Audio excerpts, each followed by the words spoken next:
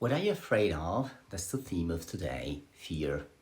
Have you ever really stopped to listen to that question within you? What am I afraid of? We could say, I'm not afraid of anything. Some people say that. But everyone has fears. And if we listen to our heart, we can recognize our main fears. The second step, you know that there is a big connection between fear and desire. It's very important to recognize this connection. Why? In the sense that normally what happens, it happens that our fears, they are the opposite of our desires. You can think about that. For example, if I'm afraid of being judged, that means that I would like to be recognized and to be, I don't know, to receive esteem and so on. So it's very interesting. Through your fears, you could recognize also your real desires. Fear, oh, desire. What I really need, what I really want. We have to do another step. The situation is not so easy. Because fear is in itself a normal emotion, an important emotion actually. We have to recognize it within us so that we can also deal with it and cope with that. So, if fear is all connected to desire in the sense that fear is the opposite of a desire, it's also true that fear is directly connected to a perception. The perception, that's very important, it's a very important word it's a very important word in our journey, the perception of something dangerous. Yeah.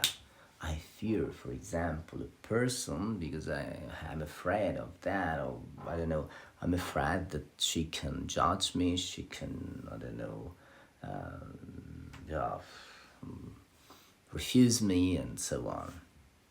So, fear is connected to a perception. It's very important. And that's the point. That's where actually we can experience some problems. I'm using this word in a very neutral sense. Problem, something that is before me so that I can cope with that and try maybe if it's possible to lose it. Because our perception can be distorted. That's very important. It's very important that we recognize that reality. Our perception can be distorted so that we do not recognize the real dangerous things in our lives.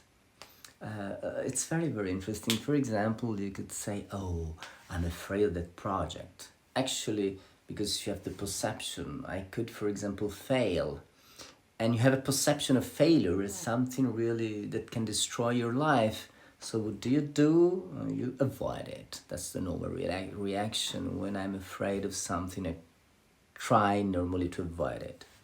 So it's very important that we try to eliminate within light in our perceptions. The perception of our danger. What is really the perception of dangerous? What is really dangerous and what is not dangerous? It's very important that we try to recognize it. So, fear, desire. Fear, perception of something dangerous. Our perception can be distorted. Distorted in two senses. Distorted because something is not really dangerous, or distorted because it's not so dangerous as we think it is. Failure can be not so dangerous as we think it is. Because maybe we have the energy within us to cope with that and to start again. On the other side, fear is an emotion, and God can touch this emotion in us so that you can recognize the real dangers. For example, I don't know, if I remain stuck in this situation, I risk to die. It's important that I try to recognize it and to understand it's dangerous. I have to change something in my life. Another interesting thing, we could be also afraid of good things. That's really a really particular situation. For example, I don't know, we receive a real compliment, we discover a gift we have, maybe we can, I don't know, we can talk, we can think, we can offer something, and we are afraid of this capacity, afraid of light. But if you think really deeply within you, we could be afraid, for example, of two things. It's important that we try. It's very important that we try to recognize the root of our fear. For example, we could be afraid of failure, as we said, or we could be afraid of changing something in our lives. To go out of this comfort zone, to go out of the comfort zone that we created in our lives, so that we cannot suffer anymore. Very interesting. So, fear, desire, we are afraid of going out of that comfort zone, and the desire within, I wouldn't like to suffer. But it's important also, that's one of our steps, that we try to understand how our desires works, how our desires work, because there's the risk that if we treat a desire as an absolute thing, and the risk is that we avoid to the deepest desires of our life. For example, if I think, no, I don't have to suffer, if I'm too afraid, of suffering, so I can create a terrible wall, and actually I remain in a state of death. Of course, we have to discern there are some sufferings that we have to avoid it. It's very important. We're not called to suffer, we're called to joy, we're called to life. At the same time, there is a normal suffering, a constructive suffering, a constructive tension that we have to assume, so that we can reach and follow the path of peace.